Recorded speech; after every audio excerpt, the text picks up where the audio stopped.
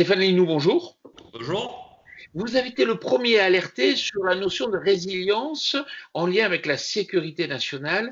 Vous dites aujourd'hui qu'il est temps de créer un Conseil national de la résilience. Expliquez-nous.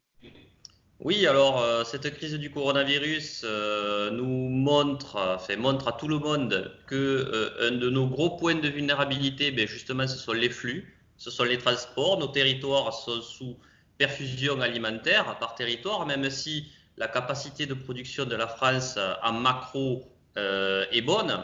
Donc nous ne sommes pas à l'abri d'une autre crise qui là bloquerait complètement les transports. Et là, qu'est-ce qu'on fait avec le peu qu'on produit par territoire? Donc je pense que cette grosse vulnérabilité-là, qui a d'ailleurs été montrée par la sénatrice Françoise Laborde au Sénat au mois de décembre dernier, devrait être prise réellement au sérieux par notre gouvernement pour créer le Conseil national de la résilience alimentaire. Pourquoi alimentaire? Parce qu'on pourrait passer et commencer par ce sujet-là pour comprendre tout le reste.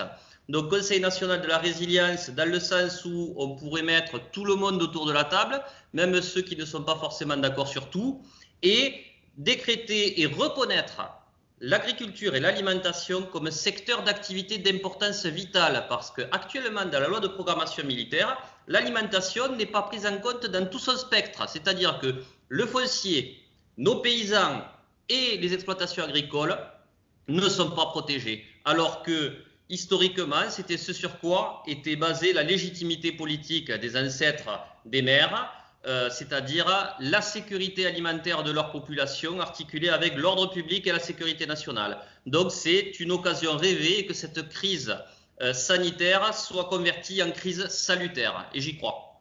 Merci beaucoup, Stéphane Linou.